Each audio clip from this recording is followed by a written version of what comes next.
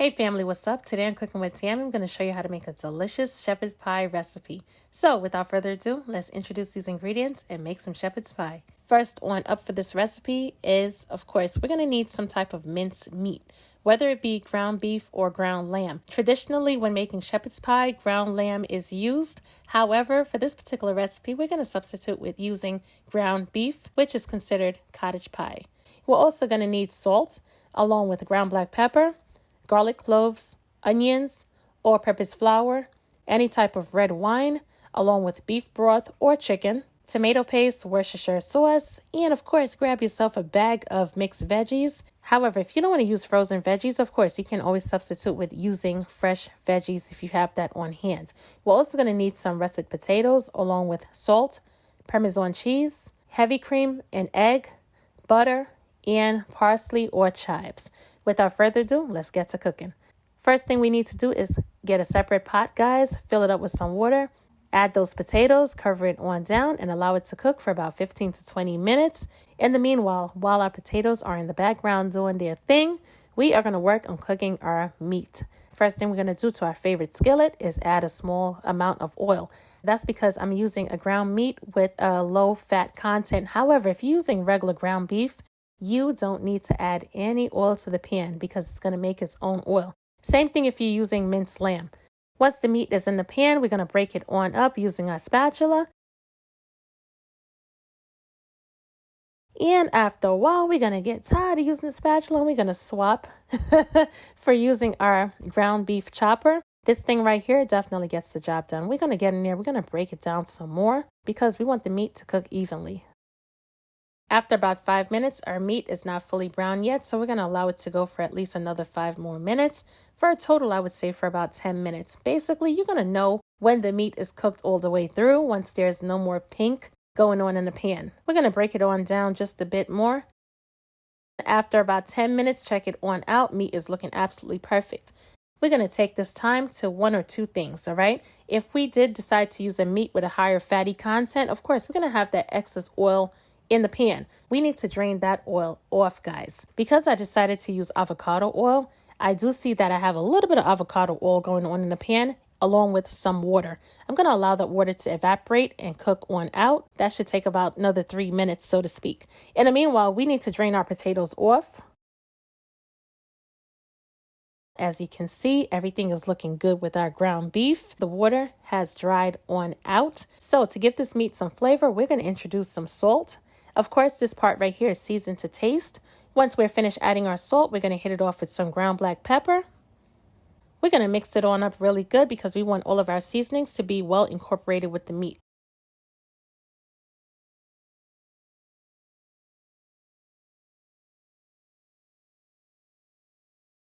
At this time, we're also going to add some diced onions along with our finely chopped garlic. Mix that on up as well. At this point in time, we're going to allow our onions and garlic to break down just a bit before adding anything else to our pan. In the meanwhile, we need to work on mashing our potatoes. So I'm going to hit our potatoes off with just a pinch of salt along with butter. And we're going to get in there and mash it up really good. Make sure the butter and salt is well distributed throughout the potatoes. At this point in time, we're going to work it on down with our spatula to get that incorporation going just a little bit more. And it's about that time we're going to introduce some heavy cream to our potatoes, of course. When it comes to this part, we don't want to add too much. It's better to start off, especially when it comes to adding liquid to anything. You always want to add just a small amount first before adding anything additional. Add it on in there, mix it on up. Play with the texture just a bit. Make sure, see whether or not if you have the correct texture going on. If you don't, of course, you're going to add more liquid at the end. Like my grandmother always told me, it's always best to start off with adding a little bit first before adding too much. Because guess what? You can always add, but you can't take out. Get what I'm saying? Anyway, guys, so we're just going to incorporate it some more, mix it up really well. As you can see, we have somewhat of the perfect texture going on. I'm going to hit these lovely potatoes off with some freshly cracked ground black pepper. Mix that on in there as well. To keep our potato mixture together, we're going to add an egg yolk. Mix it on in there. And because we want to jazz the flavors up a little bit more, we are going to add some freshly grated Parmesan cheese. Mix it on up, make sure everything is perfectly combined. And we are done. Place those potatoes to the side and let's focus on working on our meat once again. And it's about that time, guys. We're going to add some flour. Why are we adding all-purpose flour to our meat mixture? Well, because we're going to be adding liquid later on, the flour is going to work as a thickening agent. To this recipe, we're also going to add our favorite red wine, along with some Worcestershire sauce. Add that saucy sauce. And we're also going to add our broth. If you've opted to use minced lamb, definitely use chicken broth. And if you decided to go with the ground beef, you can add beef broth to this recipe, and it would definitely bring out the flavors. We're going to add our tomato paste. Adding the tomato paste is not only going to give it a nice, vibrant color, but it's going to give it a nice, rich, distinct flavor as well. Now that everything is perfectly combined, we are going to add our veggies. Incorporate and fold those veggies on in. We're not going to chop it up at this point in time because we don't need chopped veggies. We're just going to take our spatula and fold the veggies on in.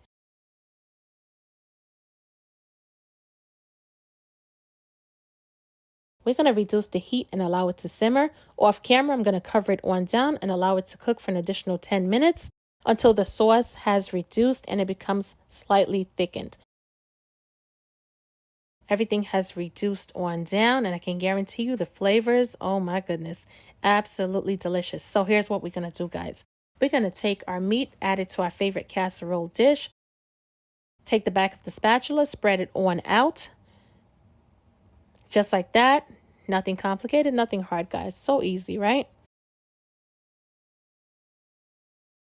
Now that we're done, we're going to go in there, we're going to grab our perfectly whipped mashed potatoes. And we're going to place it just like this. As many scoops as possible.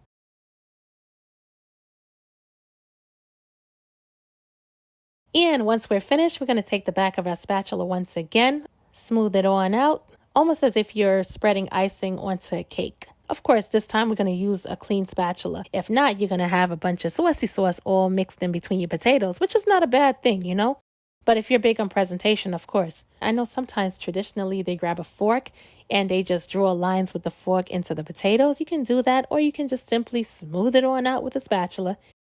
Now that everything is nice and smooth, to top it off, we are going to add some freshly grated Parmesan cheese. That right there is going to definitely bring out even more flavor.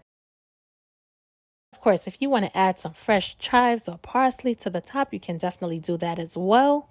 Now that we're done, we're going to place our beautiful shepherd's pie into our preheated 400-degree Fahrenheit oven. Allow it to bake on up for about 25 to 30 minutes until it's perfectly cooked all the way through, or until nice and golden brown.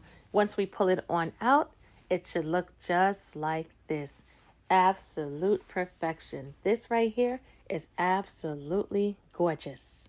We're going to allow our shepherd's pie to sit and cool for about 30 minutes before cutting into it. However, it's about 3 a.m. in the morning and your girl needs some shut-eye, so you can only anticipate how wonderful everything turned out. When I tell you, packed with a ton of flavorful meat at the bottom, not to mention our deliciously whipped creamy mashed potatoes on top with those nice little crusty edges. Compliment of our Parmesan cheese. Man, when I tell you, this recipe right here was everything. It was definitely everything plus more. I need you to definitely make this recipe. Let me know what you think. And as always, don't forget to hit that subscribe button. And I will definitely catch you in another video. Talk to you later. Bye, guys.